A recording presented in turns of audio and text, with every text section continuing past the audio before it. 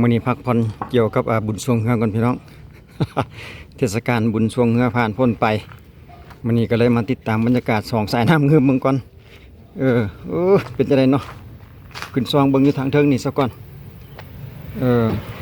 มาเบิ่งระดับน้ำพี่น้องอยู่ในขอบเขตน้ำเงิมสายน้ำเงิมเขตบ้านทางอนเมืองไชยธานีนครหลวงเวียงจันทน์เฮานี่แหละเบิ่งระดับน้ำในปัจจุบันลงหลายพี่น้องเดี๋ยวเบิ่งพูดเห็นบ่อยู่ฝั่งบ้านไฮกันระดับน้ำนะถือว่าลงอยากเป็นเม็ดถือว่าเม็ดปลาย2 เม็ดปุ่นเลยไหมเดี๋ยวเบิ่งเฮาคือว่าอันน้อยๆแต่ที่จริงอยู่ต้องอยู่ประมาณเม็ดเป็ดปลายเกือบ2 เม็ดพุ่นแหละเบิ่งเฮือเขาเจ้าหาปลาฝั่งบ้านไฮตัวเฮาอยู่นี่ก็ฝั่งบ้านทัดสว่างเขตทางอนกว่าเงินแพต่างๆก็ได้เดี๋ยวเขาจะยับไปเบิ่งจุดต่างๆอยู่ในขอบเขตของเงินแพอีกทีหนึ่งจุดนี้เพิ่นก็แพหาปลา2 หลังถือว่าปลอดภัยระดับน้ำลงหลายพี่น้องปีนี้น้ำบ่ได้หลายน้ำน้อยปีนี้นะช่วงกลางเดือนกลางมาหาช่วงท้ายเดือนสิงหาช่วงเดือนสิงหาปี2026พี่น้องอันนี้เกินว่าทางลงท่าบักเก้าเป็นบ่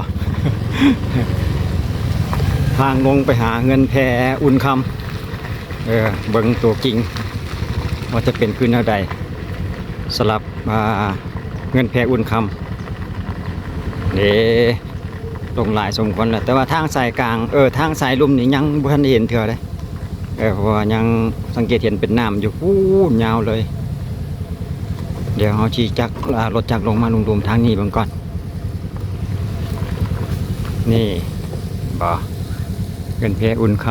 ำเปิดบริการปกติเพิ่นก็เอาน้ำไม้ไปนำได้นี่ได้แสดงว่าน้ำลงนี่เพิ่นก็ฉีดน้ำไปพร้อมนี่คักอยู่พี่น้องอยู่ใกล้น้ำว่าทางเทิงนี่เพิ่นเป็นทางซีมังเนาะทางเทคอนกรีตยาวลงไปพุ่นแหละจนฮอดมันกกไม้เพื่อนแหละทางสีบางเพื่อนส่วนทางสายลุ่มนี่ก็ยังปรากฏว่ายังพี่น้องยังบ่ทันได้ใช้การได้ว่าสันตไปน้ำยังท่วมอยู่แต่ว่าสังเกตเห็นน้ำก็เห็นว่าอยู่คันใดพักวังมันขึ้นมากับพุ่นแล้วตัวพักที่เขาเห็นทันแหละก็ลงไปประมาณเม็ดปลายสำหรับช่วงเดือนสิงหาปี2026หลังจากเขาแล่นขึ้นมาทางเส้นเทิงเมื่อกี้เขาลงไปเส้นลุมเมื่อกี้ผ่านบ้างเมื่อกี้อยู่ลุมฮัทเนาะเมื่อกี้นะ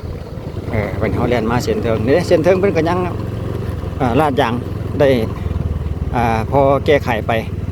ประมาณนั้นเนาะเป็นลาดยาง2 สั้นเรียบร้อยอากาศลาดได้ขนาดจำเป็นอยู่ประมาณได้2 หรือ 3 เดือนนี่แหละ3 เดือนผ่านมาแล้ว2 เดือนปลายประมาณนี้มั้งแต่ว่าก็ยังดีกว่าทางดินแดงประสันตะไพเนาะคือผ่านมาแต่ละปีนะทางเส้นนี้ลงมานี่ตอนเป็นทางดินนะเป็นห้องเป็นน้ำขังเลิกได้พอแต่เพิ่นเฮ็ดเป็นทางลาดยางมาถึงอาจจะบ่ดีบ่งามแต่ว่าก็ยังแก้ไขยังดีกว่านั่นหลายเติบประสันตะไพมาฮอดจุดศาลาจุดนี้เพิ่นบ่ได้ใช้มื้อก่อนก็เป็นห้านอาหารชั้นที่2ชั้นที่3ซะเลยไหมจุดนี้เนาะแต่ว่าเพิ่นงดการใช้งาน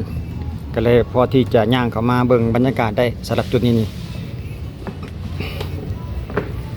จุดที่เฮาย่างมาเมื่อกี้หันเนาะอยู่เงินแพอุ่นคำมันนะที่เฮาไป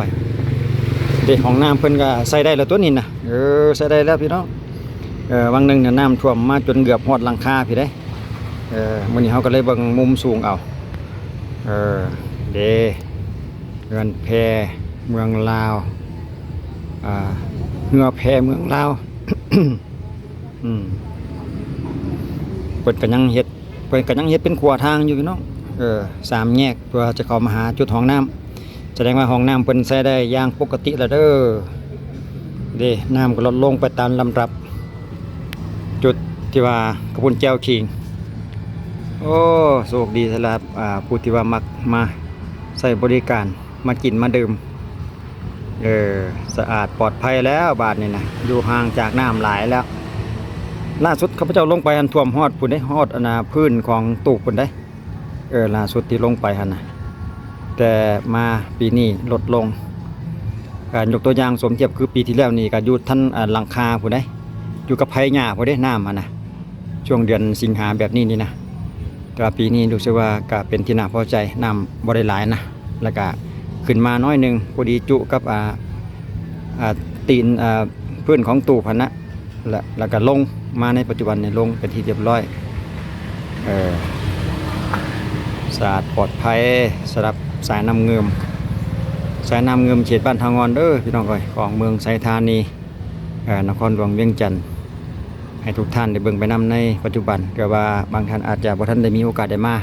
ก็ได้ฮู้ไปนำประมาณนั้นเนาะเดี๋ยวพาทุกท่านแล่นข้ามขวาอีกแป๊บหนึ่งไปฟังบรรไทยเบิ่งก่อนเอาบรรยากาศขวาข้ามน้ำเงิมขวาข้ามน้ำเงิมจุดนี้เนาะพรรคประชาชนปฏิวัติลาวที่มีเกียรติสง่ามั่นยืนปกติอีหลีก็บ่ค่อยได้อ่าน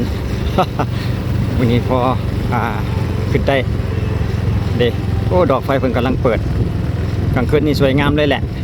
ดอกไฟอยู่บนจะเฮ็ดไปตามโค้งเล็กของขวาบรรยากาศตอนแรงพี่น้อง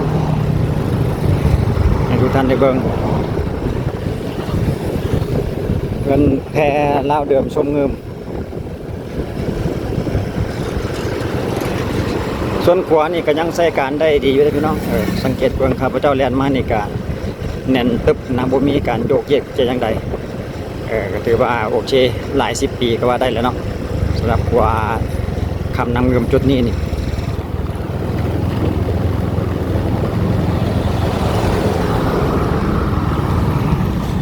อยู่ในเขตบ้านไฮเดี๋ยวเขาจะเรียนเรียบไปเบิ้งอยู่ทางเส้นเทิงมื้อนี้จะไปทางเส้นเทิงเด็กทางเส้นลุมลานจอดรถเดินจอดรถทางด่านลุมเราจะไปส่องเบิ้งอยู่ทางเทิงก่อนแป๊บหนึ่งอยู่เทิงขวาอยู่เป็นเดินจอดรถอยู่ทางสั้นเทิงของเราเดิมสถานที่เพิ่นนี่เหมาะเด้อพี่น้องเอ้ยกว้างๆดีสำหรับสถานที่จอดรถของทางอาหารเพิ่นจอดรถก่อนแป๊บหนึ่งโอ้มีชิงซ่าไว้ให้ลูกหลานเล่นจุดนี้นะทางด้านเทิงนี่นะเพิ่นก็เฮ็ดสะอาดสวยงามห้องรับลูกหลานบางท่านอาจจะมีครอบครัวมาพักผ่อนมารับประทานอาหารหรือมาดื่มมาสังสรรค์ต่างๆเนาะเพิ่นก็มีสถานที่ต่างๆให้ห้องรับเกี่ยวกับลูกหลานแดทางลงเพิ่นนี่ก็โอ้กระถางดอกบัวพี่น้องเพิ่นก็เฮ็ดเป็นสร้างบรรยากาศไปนี่เป็นอุโมงค์โอ้จุดนี้นี่ถ้าท่านใดอยากถ่ายวิวนี่งามๆอยู่ได้นี่ยืนถ่ายรูปไว้เป็นที่ระลึกกระถางดอกบัวสวยงามเลยเดี๋ยวลงไปอีกก่อนจักพักหนึ่งมาปิดคลิปอยู่ที่ฝากฟังของเล่าเดิมชมเงิมเขตบ้านไฮโอ้เพิ่นก็โรย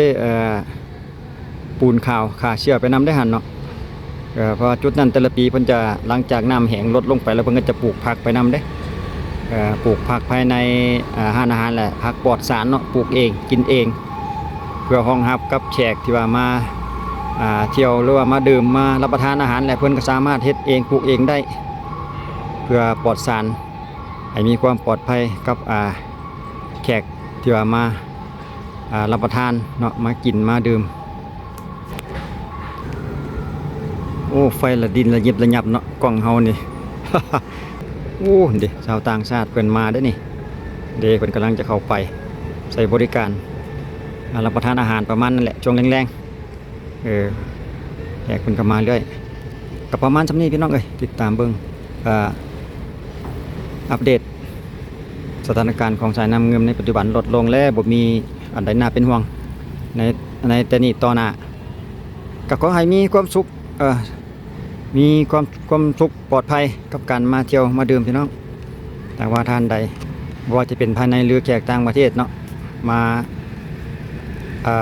รับประทานอาหารมาดื่มหรือว่ามาพักผ่อนสังสรรค์ต่างๆก็ขอให้โชคดีมีความสุขกับการดื่มการกินอยู่ในขอบเขตสายน้ำเงิมเขตบ้านพังงอนเฮาขอให้โชคดีมีความสุขใน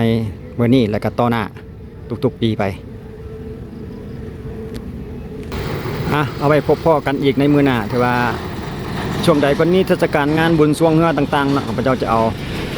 บรรยากาศในการจัดงานอยู่ทางสปปลาวให้ FC ได้เบิ่งไปนำไปตามฤดูกาลไปตามเทศกาลแต่ละฤดูเนาะมีเรื่องราวข่าวๆใดเป็นตะมวนเป็นตะซึนเป็นตาได้เสพข่าวสารต่างๆนะข้าพเจ้าจะติดตามไปเรื่อยตามฤดูกาล